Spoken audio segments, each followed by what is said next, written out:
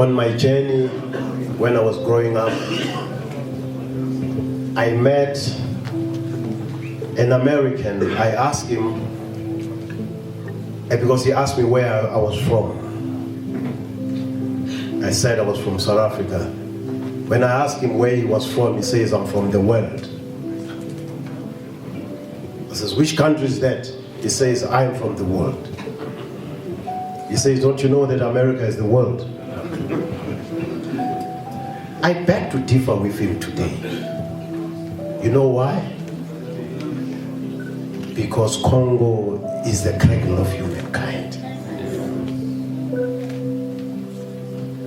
Can I repeat that again? Yes. Congo is the cradle of humankind.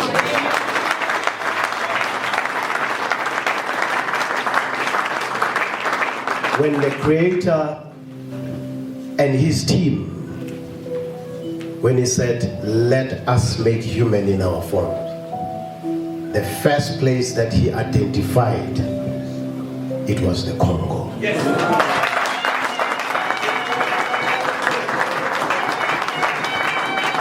I'm raising this because we have lost that connection, and we have lost that authority. We are told by passerbys that they are the world because they see us confused and lost. The DRC gave birth to humanity.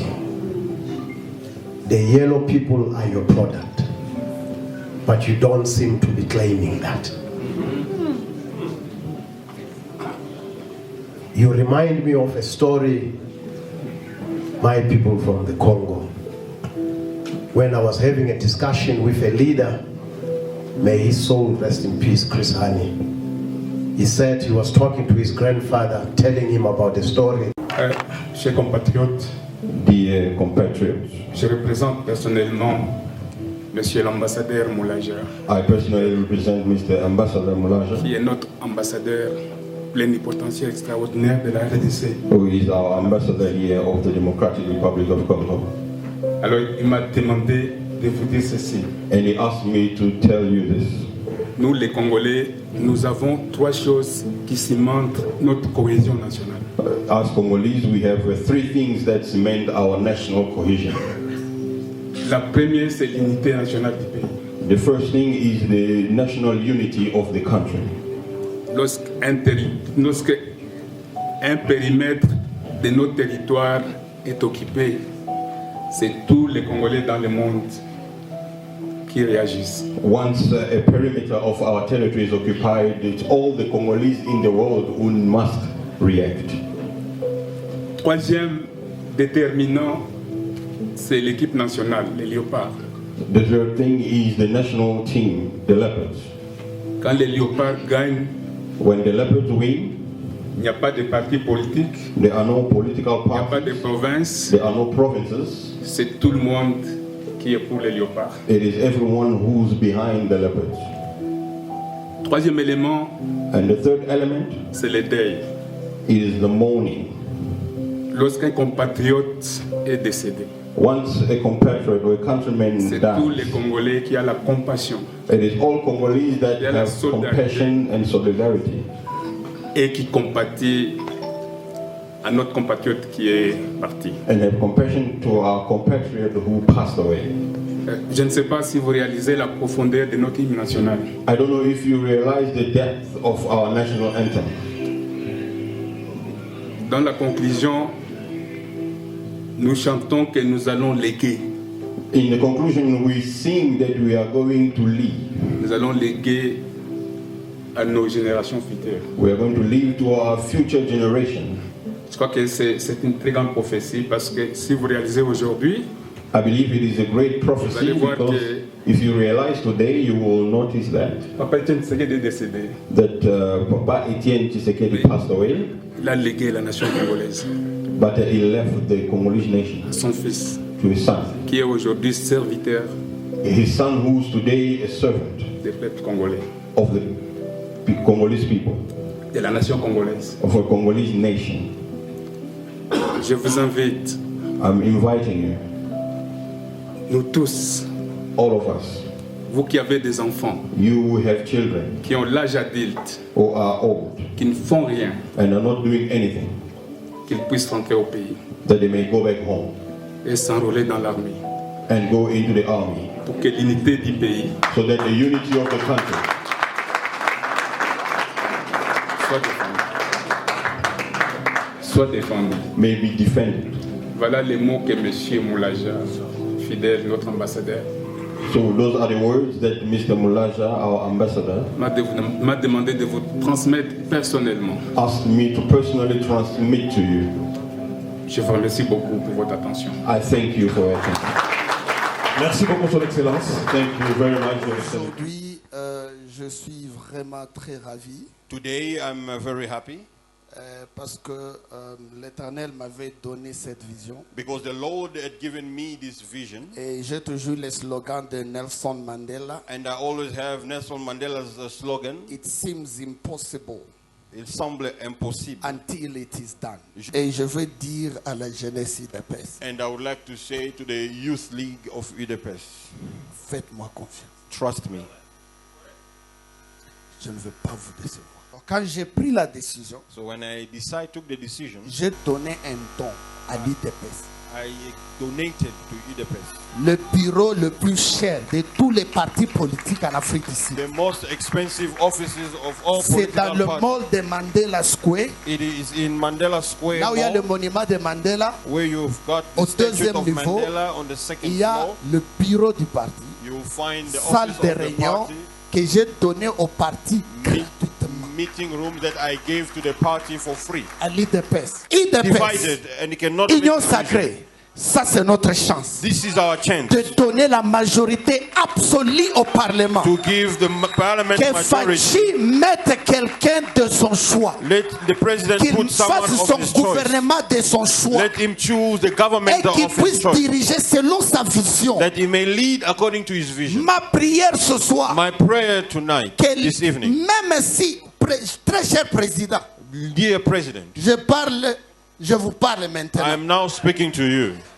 L'argent que j'ai dépensé, The money that I've spent, je devrais garder ça pour mon propre campagne au Katanga. I was supposed to keep it for my own campaign in J'ai pris Katanga. tout l'argent que I j'avais took all the money I had. pour mettre les Congolais ensemble en Afrique du Sud, que vous puissiez gagner. We put Congolese together in South Africa so Même that you si may moi win. je ne gagne pas, Even if I do not mais si win, toi tu gagnes, but if you get elected comme Congolais, as a c'est Congolese, moi aussi qui a gagné. I also won. Ça, c'est le Against début us. This is the beginning d'une nouvelle, of a new cycle de la diaspora congolaise en Afrique du a Sud. beginning of a new Que- cycle of the Congolese Que mon Dieu diaspora in bénisse South la Africa. Ligue des jeunes. May God Que mon bless Dieu the bénisse Youth la League. Ligue des femmes. May God bless Que the mon Dieu Women League. bénisse le Congo. May God bless Que the mon Dieu Congo. bénisse mon pays. May my God bless my country.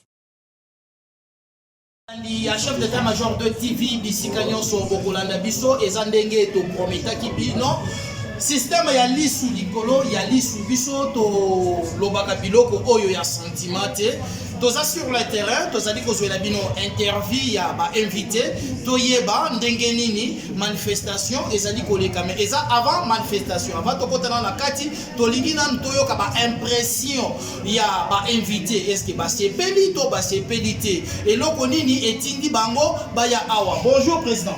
Bonjour. Kombo na yo nani? Comment on a Serge Kagakabouni, je suis le président sectionnel de Petit Sekirina section Pumalanga. Matiama Voli moi moke président olobi bo uti Pumalanga. Oui, to uti Pumalanga, je suis le président sectionnel. Nini oyo esali keno bo uta Pumalanga bo koma awa na Pretoria précisément na Santo. Mais exactement, oui, ils allaient l'Islamna et Bakonolais, les gens awa, oui, ils allaient ici, il y a mon cousin Bisso, Tata et mon école, Félix Antoine Tshisekedi. Alors, na makasi il y a bandeko ba combattant, awa, lelo, il y a monde de Sangani, il y a monde de raison de Bisso, lelo awa. En tout cas, ba impression na yo ezali nini? Ba impression ezali ke oyo ezali kolekisa bondo. Ndeko ali tango akotala de plus en plus, il commence à comprendre qu'il n'y a qu'un seul président de la République. Il faut ça espoir pour être Congo et la Congo au Mokili, qui faut respecter. Après, je crois qu'ils ont mal à l'Ibosso. Au monde, dans l'histoire du Congo, que les individus ont se sacrifier pour soutenir mon continent. Pour l'école. Merci beaucoup. Nous allons continuer à inviter le chef d'état-major 2. Nous allons continuer. Bonjour, Ndeko. Dans la caméra, s'il vous plaît. Comment on a yonani? Outuapi. Awa oye koluka nini? Pour support le président Thomas Bokala, candidat national à la députation nationale au Katanga. Alors, la première sortie officielle de la réunion sacrée, awa na Afrique du Sud, awa na Hamilton Hotel à Santon. On se fait dans les canicités. On se fait dans les Merci beaucoup, chers téléspectateurs, le chef d'état-major de TV, ici Kanyos Bokolanda Biso, partout dans le monde entier. En tout cas, et Moko extraordinaire, la diaspora, il y a South Africa. Nandima quitté que nos manifestations Oyo et Kokaki ko réussir na niveau Oyo réussir. Mais ce sont félicitations à l'honorable Thomas Kamwende Mukala. En tout cas, sans pourtant oublier, tout nananu ambassadeur Didier Bayeye, mon compte tourisme, de mon présence na kati salle, après ça va impressionner par rapport à l'Ikanis Oyo, il y a Union sacrée de la nation Awa na South Africa. Bonsoir, Excellence. Bonsoir à Tekomolobeni. Santé bonne. Santé Zamala. Bien habillé. Merci beaucoup. En tout cas, juste impression par rapport à la manifestation, il y a sortie officielle, il y a Union sacrée de la nation à South Africa et le Komoko vraiment écotique, inoubliable la mémoire, il y a pas congolais, moi le Bézali. Moi les lobeko zangate, ça toujours malamu. Premièrement, tant que tout le monde a compatriotes et les bisognos sont tous sangani esika moko pour l'intérêt à mboka liboso. Peu importe parti politique ou bien appartenance il y a tout par rapport il y a option politique na bango bien tendance politique mais toujours tout à l'esika moko pour mettre d'abord les Congo en avant. Ça c'est d'abord quelque chose à encourager et puis pour encourager mingi organisateurs ou bazui kanisi ya kusangisa biso ensemble mpona kolobela likambo ya mboka po ete mboka na biso pe eyeba na kokende liboso lokola bamboka ebele oyo ezali kati na mabele ya Afrika to mpe na mikili mosusu. Mais balobi keno Congo salité eleki bakasi moyen ba touriste baya ezalité Congo ba hôtel ya Malonga oyo ekoki koyamba ba touriste ezalité nyo ozo sala toujours au effort ya ko valoriser tourisme la République démocratique du Congo to bandela nanu wapi pour que to benga bapaya baya ko sala tourisme na mboka na biso Congo. Ndeko journaliste omoni eza na makambo mosusu esengeli koyeba ke lelo oyo eza na bato nyonso te oyo bazali kokritike mboka nde balingi ke mboka ekende liboso. Bato mosusu baza kokritike mboka po ete mboka ezala frene. Bazomona ba problème partout, ba excuse partout, ba obstacle partout, et puis bazo encourager yango ona koloba ndeko uti koloba ke mboka ezabo ba touriste ba ya izate. Mais ce n'est pas comme ça. Ce n'est pas comme ça. Tant que tozolo baboyeli ko lo baté ke mboka eza ya kobonga, to pe makambo kosala na mboka eza te ya kote na lobi. Mais loko nazolo bezali ke esiko yo tozaleli, il y a moyen de faire ce qu'il faut faire pour aider les touristes ba banda oya na mboka.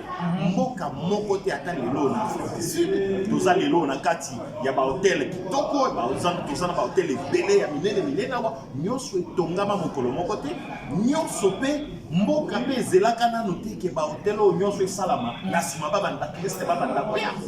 Lelo oyo bao baza koloba bongo tuna bango bongo bapaye oyo bayaka kozwa minere ya mboka na biso bakotelaka wapi, batambolaka na nzela nini ti kokomi epai baminere bamemaka yango ndenge nini, babimaka nango ndenge nini, balalaka eske bakotaka mokolo moko lelo bazwi minere babimi misusu bavandaka basanza na kati ya mboka na biso mpona kopie. Alors photo totika kokweyaka na mitambo ya bato ya mitema mabe oyo yoko mboka eza na boye eloko oyo te ndenge nini baturiste bakoya ebongo este bamboka nyonso mpe baturiste bakendaka balekika ya biso oyo kotangela yo bakomba bamboka mosusu neti Madagascar eloko nini Madagascar Swaziland awa pembeni mwa mboka moke boye okoti na nord obimi na sud na mokolo moko na ndeya quelque soki 4 heures obimi na yo sisi mboka kaka bangomba eloko nini eza na kati Lesotho na biso Lesotho eloko nini eza na kati Malawi eloko nini eza baza na ba autoroute ba gratte-ciel ba train électrique na ba on ne comprend pas eza motema mabe ce qui fait honorable tozala clair ozopesa bandeko oyo balobaki eloko wana tort raison nazopesa bango tort dans le sens que tourisme eza certes. Vous comprenez? Vous commencez là où vous êtes, ça génère de l'argent, vous construisez. Vous n'attendez pas que construction et développement pour les organisations. Toujours qu'il y a il y a pas de lelo yo ke lokuta bazo boma banzela mususu bazo sala bazo kuta bazo changer la système to comme na monde yo ya évolution eza na sokane eza na mokolo moko te to baso to to silisi ko tonga tourisme ba likanisi nini oyo yo ozopesa na gouvernement congolais parce que on dirait tourisme on a Congo bazo négliger on peut makasi c'est ça moko ya ba occasion pe ko tsambo rebele na oui, c'est vrai que le tourisme est négligé ma casse. Premièrement, manque il y a compétence, il y a bateau et il y a tourisme, manque il y a observation, il y a principe, il y a tourisme. Dès que tout le monde a il y a SADC, il y a Afrique de l'Est, ou bien en Afrique du Nord. Et manque il y a observation, il y a principe, il y a tourisme. Tous un pays où il y a toujours plus d'importance dans le tourisme, tous a fermé, enclavé. Par rapport il y a régime à visa, on a mis sa facilité pour la babaya. Et puis Dieu est alloué dans le tourisme, on ne fait rien avec. On attend, on voit toujours l'autorité à tourisme, mais ça ne rapporte absolument rien. L'île Bayasoka, l'union sacrée, dès que ça, l'union sacrée, pour tout l'unité, l'union sacrée, ça l'a. Et comme il est là, n'a compte un parti politique, pour ton soit position, ton soit des. Moutou a joué à Colombie, la Mboka, ça. Et puis, message na mokonzi ya mboka eza ke kotyaka tout selon compétence makambo ya kotyaka kabadanya ba représentation politique bacamarade te po baza ba représentation politique il faut parti politique il faut alors batie bato même les gens qui n'ont pas de compétences na ba position bazana yango ezosalaka ti lelo oyo tourisme oyo eza richesse ya bamboka ebele dans le monde et dans l'Afrique et pas na biso ça ne fait absolument rien et ça n'apporte rien. Donc ça doit changer avec l'union sacrée et mettre des personnes compétentes là où il le faut. Voilà. Monsieur l'ambassadeur DJ Baye est très fâché pour la comprendre que Mboka naye est négligé moko il y a ba occasion et koko tsa mbongo la kati ya Congo les a vraiment saboté. On a toujours branché nous allons causer la bino ba impression il y a ba invité au passage qui na manifestation ya munene awa na Johannesburg na Santon voilà et ça s'est passé très bien. C'est l'ambiance, c'est quelque chose vraiment inoubliable dans la mémoire. Il y a des Congolais, il y a diaspora, il y a South Africa. Bonjour honorable. Mais ça sert félicitations. Ça montre déjà que non, vous êtes déjà élu à Katanga. C'est vrai, par la grâce de Dieu, Par quelle magie vous avez réussi à réunir toutes ces foules dans cette salle? c'est à cause de l'amour de Fatih. Cette foule aime le président de la République. La vision était de promouvoir la vision manifestée et que le président soit élu majoritairement ici à Johannesburg, le cœur même de l'économie qui est le contact. Dites-nous un peu comment l'idée ici, vous étiez venu en tête de réunir la communauté congolaise en Afrique du Sud. C'est quelque chose d'inoubliable, c'est quelque chose vraiment qui va rester dans les têtes et le cœur des Congolais. En tout cas, je vraiment merci à l'Éternel. C'est lui qui a nous apporté vie. Et tout ce que vous voyez aujourd'hui, c'est la main de Dieu. Là, je pense que c'est la main de Dieu. C'est la section du Congo. C'est une nouvelle page de la diaspora congolaise en Afrique. Nous serons respectés. Nous allons faire une exception. L'Afrique sera respectée. Ça, c'est juste les deux. Même quand on dit Ambia mbele batoto akatanga ni projet kali italetia surtout vijana vajeni sawe sabi huko la bate huko la baleta madini shika takupoteza répéter wao sa mtu mmoja utaanza baseme il est mis à l'état de jeunesse d'éducation. L'éducation pour les nations, c'est pas une seule nation. Or, il fallait qu'on a maternelle pour la sémantique.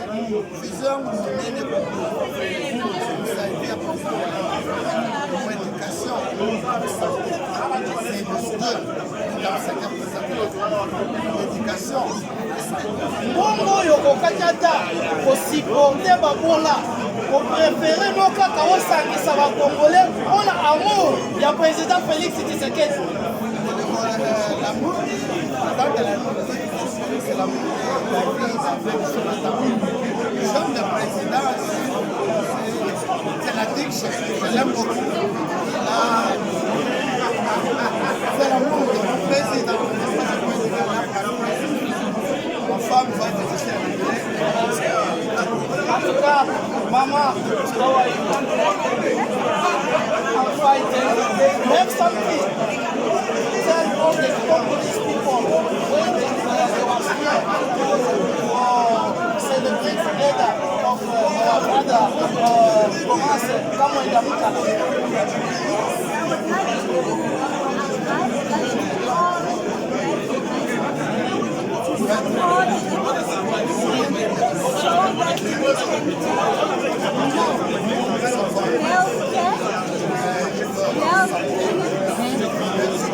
Where our mothers can go and where our children can go and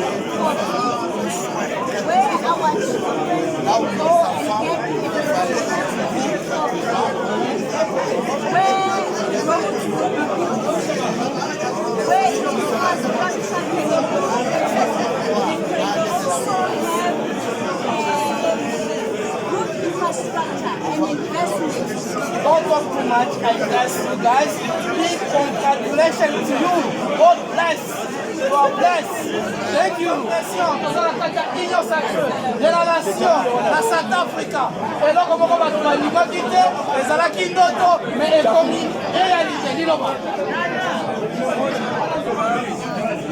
Voilà.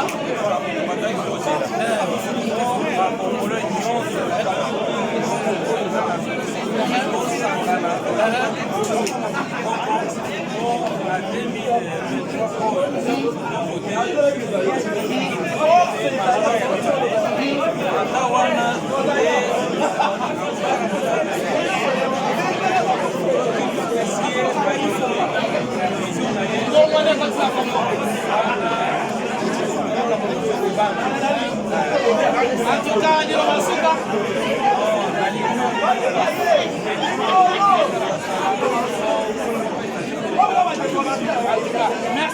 Bonsoir, président David Chimala.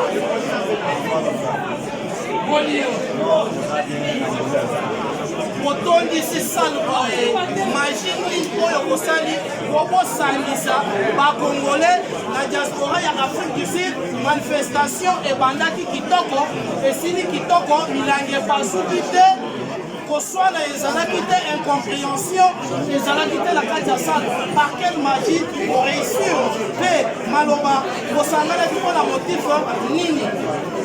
Voilà. Je vais dire ceci. Oyo ezali élément naturel. Le président Oyo a été yango sous ces conditions. Comme il est le leader de l'ordre, c'est pourquoi l'ordre a été aussi maintenu dans la réunion ici de yango monika ezali epi totangani awa juste mpona redynamiser volonté amour ya paki na mitu ya bato bayeba lelo ke toza na mokonzi kaka moko aux élections qui viennent prochainement ici. Alors, pour dire aux gens que tu dois m'engager. Mais Thomas Moukalaka Mwenda, organisateur, il y a mon pangue, il y a manifestation, oyo, la félicitation, oyo, quand même, na kopesa, topé ba lombonya, na moi na mobile oyo, parce que c'est pas facile, na moka ya passe, le pôle Afrique du Sud, il y a besoin de kanisi ya volé, mais il y a besoin et loco, il y a besoin. En tout cas, dans ces années, il y a Pasteur Thomas. Ça, c'est notre candidat à la députation au pays.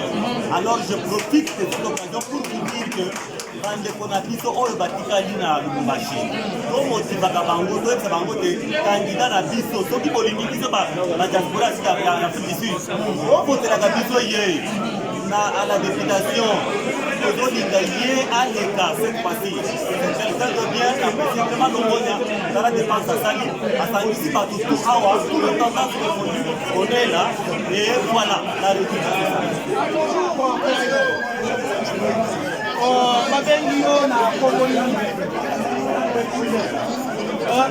Monsieur Michel, please, mettez un peu comme ça, parce que ma kélé, les hommes, ma casse, ma camarade, sont les actes très importants pour la bande de Koyo, ma Kolanda.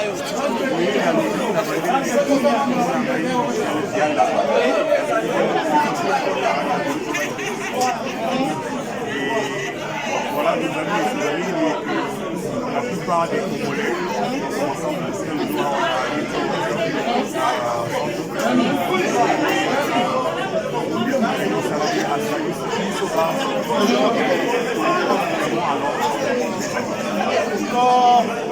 initiative nini oyo na makanisi oyo boyekoli libanda ya mboka awa na South Africa lelo so boke na Congo bino attaque ba jeune entrepreneur oyo bokoki offrir comme cadeau na bande na biso oyo batikali na République démocratique du Congo.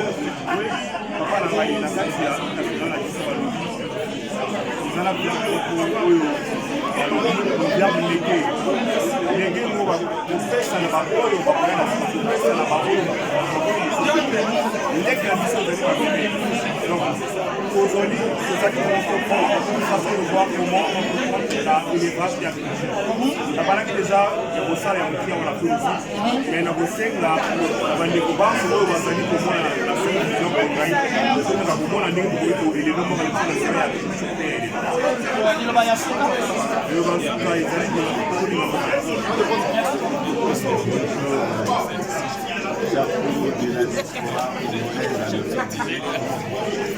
En tout cas, plaisir pour nous Mangaï, Tokutani Lisusu, Mukolo ya lelo na kabakata ya événement, pour ça la impression.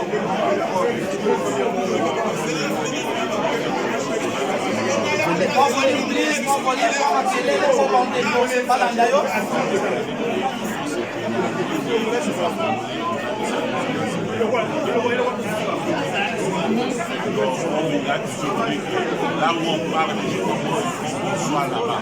C'est pour cela que nous sommes venus pour à la bouche qu'on parle, on parle de l'initiative. Donc lui, c'est lui d'air, celui qui a la vision, il faut se bénir. a reçu à 99% des élections de cette année. Nous allons les voter à 99%. Pendant que la Oyo, vous avez dit que Thomas Kamwenda Moukala a organisé, ou bien un initiateur, il y a l'Union sacrée de la nation, pour que ça va la Moutumo, pour dire que ça va aller là.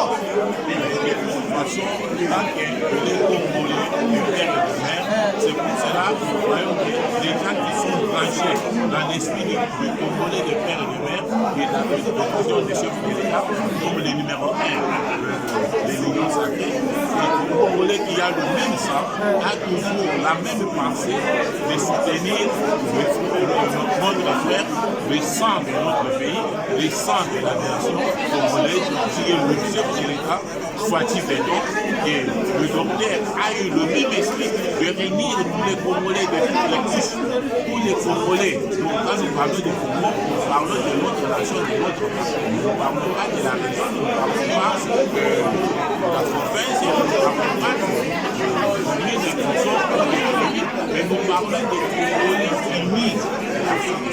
C'est pour cela que vous voyez, tout le monde est ici, toutes les langues sont représentées ici. Il y a ceux qui parlent de Congo, il y a la Swahili, tout le monde est ici. C'est pour cela que nous félicitons tout d'abord notre frère Pierre Thomas, mais il est député, il sera élu l'année prochaine, et l'année prochaine il sera député et le représentant de l'UDPS au Katanga. Pour voter en 2023 quand on commence à décembre, comme président de la République à la le président, notre président sera voté à 100% ici à l'Afrique du Sud. Fouati Béton, c'est lui qui tient la vision de notre service UDPS. Moi je suis membre de l'UDPS et nous avons toujours un seul leader qui est président de la République, Fouati Béton. Merci beaucoup, Kobalandi. Il y a chef d'état-major de TV, et ça est Sengo Makasi. Il y a beaucoup de quand même les sous dans Novalini. Ex-fédéral Nabiso, il y a une peste. Awa, dans South Africa, ça m'engage que moi, en tant que journaliste, dans Wazalaki fédéral, les appels à vous flatter que à toi sentaki vibration. Il y a fédération à South Africa, Nenge et Bandaki Motambola. Je profite à travers l'émission où il y a lancé un message et pas il y a Augustin Kabouya Monabouté. Vous devrez voir des choses. La fédération, il y a South Africa, ceux qui ont ligné à Solo, après ça Félix Tchilombo Tshisekedi, deuxième mandat, il y a encore du temps. Sans pourtant, vous êtes égoïste, Namalova. Bonjour, président. Bonsoir. Bonsoir, honorable. Bonne santé.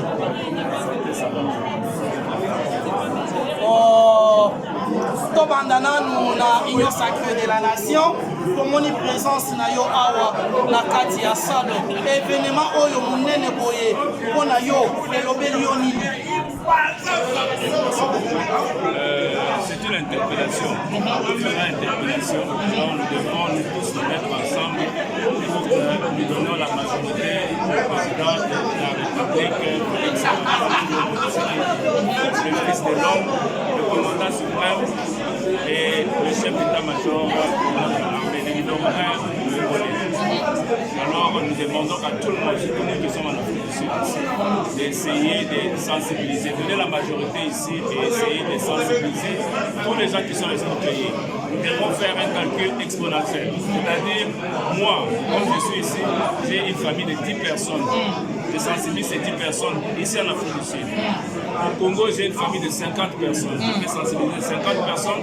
Ces 50 personnes aussi, à leur tour, peuvent sensibiliser 50 personnes jusqu'à ce qu'à partir de moi-même, je peux sensibiliser 10 000 personnes là-bas. Et nous avons combien de gens à l'Afrique du Sud? Nous avons une communauté de plus de 100 000 personnes. Est-ce que c'est facile, président, ce que vous êtes en train de dire ici en Afrique du Sud?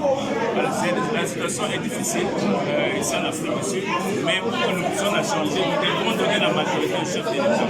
Dès que le chef de l'État aura cette majorité, je pense que la vie d'un Congolais va changer. Parce que c'est le fils de l'homme et il a de bonnes choses. Président, vous êtes toujours de l'UDPS ou bien vous avez embrasser une autre partie politique parce qu'on ne vous voit plus dans les réunions de l'UDPS. Qu'est-ce qui se passe au juste?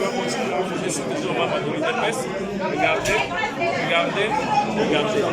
Je crois que les mots ne suffisent pas, mais les signes et les gestes suffisent. Je suis toujours membre de l'UDPS. Nous faisons des réunions à Randburg. Je suis membre de la section de Randburg. Vous avez un mot président au mot de la fin? Oui, le mot de la fin, nous remercions d'abord le bon Dieu, comme il nous a gardé, il a permis que nous sommes aujourd'hui. C'est normal. Il y avait eu beaucoup de problèmes. Alors, nous remercions le bon Dieu. Nous demandons aussi à Dieu de nous la force. Nous puissions vraiment nous battre pour donner la majorité au président de la République. Nous remercions aussi les organisateurs de cette initiative. C'est une interpellation des partis politiques. Next time, on n'a pas que ce soit une plateforme, que ce soit un des partis politiques qui doit inviter les autres partis politiques pour qu'ils puissent les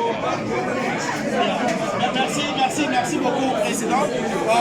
La Banzi, pour la mission moko spéciale, Nganayo, ce que Kolina, pour que tu aies dans Mozinda, ma campagne, pas ma tête, toujours pour la carte, il y a ma campagne électorale, pas ma tête, toujours pour la période, il y a ma élection, mais apparemment, IDOPS, il y a Afrique du Sud, vous êtes incapable, vous êtes là, effort, mon côté, vous êtes la carte, il y a qu'à fournir. En tout cas, je ne sais pas à même de répondre à cette question. Il y a un président et il a son comité. Je pense qu'il va prendre cette question. Bon, question politique, question piège. Et l'on nini oyo et sali peu que non. Na fédération, na bitumba nyonso oyo sali parce que ngai moko dans un témoin. Il y a pas effort ou fournir, c'est pas pour ça la soki ndemeni mais ngamoko na za témoin yo moko pe oyebi na mona section ya Malanga yo muto inaugura yango na mona section ya Valo na moni ba section plus de 4 mais on se retrouver na comité ya fédération te yo moko nde mutu osepeli kozala na fédération te ou bien eza mauvaise foi ya bato moko. Merci pour la question. Je pense que l'avenir nous donnera raison. Dieu seul sait, il est au contrôle. Chaque chose a son temps. Merci, Président. Et voilà, pour découvrir le chef d'état-major de TV, on s'en a toujours Malobana Ebele, Ndege Malobaga. Plaisir, il y a beaucoup de Toms, à qui j'ai dit bonsoir. Bonsoir. Toms, comme on a la sortie à l'Union sacrée de la nation en Afrique du Sud, vous avez parmi les jeunes entrepreneurs pour passer à un projet, il y a bien pour le développement. Il y a la République démocratique du Congo. Quelles sont vos impressions? Donc d'abord, je suis d'abord très heureux. Aujourd'hui, on a pu avoir cette manifestation en Afrique du Sud. Comme on dit toujours, l'union fait la force. Et malheureusement, chez nous, les Congolais, on n'est pas très sympathique. C'est vraiment quelque chose qu'on va encourager. Et on est là pour donner la force que cette chose continue à évoluer et que nous tous on en profite. Comment vous vous êtes intéressé dans cette histoire de sortie de l'Union sacrée de la nation ici en Afrique, ici vous en tant que jeune entrepreneur? Bon, en tant qu'entrepreneur, comme je l'ai répété, lorsqu'il y a de l'argent, tu rencontres de nouvelles personnes. Et lorsque tu rencontres de nouvelles personnes, il y a des opportunités. Donc c'est clair que quand on se met tous ensemble, c'est vrai qu'on est dans la politique, mais en fait on rencontre des hommes politiques, on rencontre des CEO, des directeurs de compagnie et beaucoup d'autres choses. Donc on ne fait pas ce truc seulement comme sur une plateforme politique, mais on va prendre ça dans tous les volets. Nous on va essayer d'apporter notre part. L'entrepreneuriat et aussi d'essayer de motiver les jeunes comme nous dans le milieu politique. Parce que déjà, je suis président du secteur, en fait, président sectionnaire de l'île de la République. Donc, dis-moi, quand est-ce que vous allez retourner au Congo pour aller investir? Non, il faut avoir des assurances. L'investissement, ce n'est pas de l'argent que tu ramasses quelque part. Ça fait beaucoup d'années qu'on est tous ici, plusieurs années qu'on est en Afrique du Sud. Moi, je pense que se retrouver au Congo investir. Parce que je le fais déjà, mais ce sont des petits investissements à gauche droite. Mais les vrais investissements, il faut qu'il y ait des assurances. Et lorsque je vais investir, j'aurai mon argent. Donc, dès que j'ai mon argent investi, je sais que j'aurai un bénéfice. pour pouvoir agrandir mon business. Donc moi je pense que c'est moi je peux demander à nos papas et à nos politiciens au Congo, c'est d'investir sur la jeunesse congolaise, de nous donner plus d'opportunités, baisser le pourcentage les taxes pour les compagnies, pour les jeunes qui vont commencer à investir au Congo. Et vous allez voir qu'il y aura plusieurs jeunes qui veulent investir mais qui ne connaissent pas le Congo. Vous avez mot de la fin? Je veux juste te dire merci d'abord déjà pour le moment. Et aussi pour le Congolais, essayons de faire mieux. Essayons d'avoir, parce que tu as filmé l'événement, donc c'est déjà quelque chose qu'il faut féliciter, parce que les Congolais ont organisé beaucoup de choses. C'est une des choses que j'ai vu là, une structure bien organisée. Donc, ce que je veux dire, félicitations à l'organisation. J'espère qu'on va faire beaucoup de bonnes choses. Merci beaucoup, à très bientôt. Merci Tox. On est comme chef d'état-major des TV, Bisika Nyonso, Bokolanda Biso. Toza toujours continuer, kokoba na musala na biso, toloba lokola ba perroquet. C'est pas facile. Tokotani pe na ndeko nanga ya mwasi, azape ya media. Na kotanga kombo na yete, ye moko esengeli a se présenter. Pour découvrir Azanani, Nini, Ayekoluka, Awa, et Belé ya Musika, Aouti, à qui je dis bonjour. Balobi les Tchapou dans la diaspora. Donc Tchapou na bango, yende, moi c'est votre âme de servant du Jojo Tumba. Voilà. La connexion du monde. Voilà. Présentatrice de l'émission Parlons-en. La chaîne de Bisso, entre Bisso TV. Voilà. Alors nous sommes là, entre Bisso la Bisso. Ouais. Bisso la Bisso Pena. On met dans un soleil, Bisso la Bisso va te faire des. Donc le lois a vraiment une journée pour communiquer la résistance parce que l'homme a tout le monde a voté. Pour des chapeaux, la docteur Thomas, moi j'ai vraiment une initiative. Il y a pour penser comment il comment l'union sacrée et comment en Afrique d'ici. Donc, ils ont essayé de yo encouragé les Kanisiango, mais bato mususu basali ko bundisango ba monite que eza événement moko mémorial, eza événement moko inoubliable na mitu ya ba Congolais beaucoup plus biso en tant que diaspora ndenge nini yo ozali ko encourager yango mais bato mususu bazali comment dirais-je bazali ko mépriser yango bazali ko saboter yango kolanga chakuna ebisa yo soki oponi pena azo encourager événement ya koyé to likabisa ya Zandoki. OK, Azandoki. Bandela na lisusu azanani mana ndoki. Parce que nega balobaka ennemi ya Congolais eza Congolais. Eloko initiative oyo docteur Thomas a dit moko ya ko féliciter pe ko tana mabonde ni chaque jour. Évidemment. Parce que biso tozaka wana VIP sont là. Tozaka wana diaspora. Tozaka na droit ya voter. Oyebi ke ba pesa biso pe right ya voter. La présidence. Alors ce qui initiative a voter ça. La monnaie a pas bauti Cape Town, pas bauti Durban, pas bauti pas différentes places. Donc esengela qui Thomas kamwende local asala. Donc on voit que aza Thomas ya solo. Ya pena za vraiment Thomas. Na ba ki pena ko chamisa na moda, abi pena to vivre les autres na to vivre sur epsi pena au mais la continuer sur hotel melaye ça pas tele melaye. Parce que tozana bango epele abazana bango ba millionnaire ba tata ba millionnaire. Bazwa initiative de ko samisa ba congolais to ya ko sa les autres. Alors ce bon ni moi na boka alimi ya une initiative ya ko organiser dans na hotel. Esa place a pas to na le ville de faut aller que tozana 100 ans. Et puis place eza pesa lisa eza arcade te. Non, toi na kati ya eza pesa weto te. Na Wilton. Faut boyer bango. Donc bisika bango mabayaka. Tango Kabila uta kafanda hao. Tshisekedi Chilombo. Fachi Beton soit ya fanda kanera. Ba ministre obetela batolo wana nde bisika bafanda. Nyonso kakawa. Donc Thomas vraiment mukala za sikoyo awa bozali komi lengela ndenge nini candidat na bino na 2023 azali nani awa na Afrique du Sud. Candidat na biso na 2023 candidat zaka moko.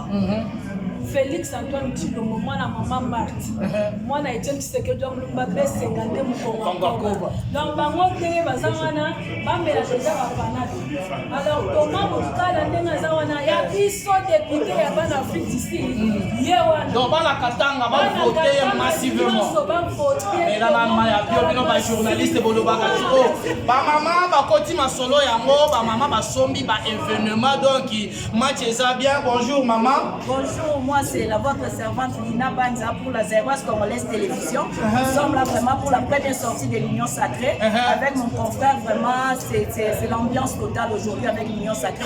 La première sortie de l'Union Sacrée en Afrique du Sud, précisément à Johannesburg, à Hilton Hôtel des 5 étoiles. Merci. Madame, ndenge nini retrouver likanisi oyo awa na Afrique du Sud, Union Sacrée de la Nation, Libanda ya Mboka. En tout cas, initiative ça qui bien parce que l'Union Sacrée, depuis que l'Union Sacrée a été Union Sacrée, en Afrique du Sud, tout le monde qui a voté, malgré tout le monde a fait un mandat. En tout cas, pour une première sortie, avant que le mandat ici là, c'est une joie à tout le monde pour se réunir les lots en Afrique du Sud pour cette Union Sacrée, malgré qu'ils ont fait un mandat. En tout cas, merci vraiment à Dr Thomas Moukala. En tout cas, c'est une bonne initiative à encourager. En tout cas, continuez comme ça. Merci. En tout cas, merci Bandeko Balandi, chef d'état-major de TV et sa ambiance. Binomoko Bozoyo Kandenge, Bandeko Bazali ko jeter fleuve na mwana mboka honorable Thomas Kamwende Moukala bana Lubumbashi ya bino candidat ya mwana bo voter massivement. Botala ba événement zo sala ni banda ya mboka. Bongo na mboka la biso moko akosala ndenge nini. À très bientôt. Bye bye.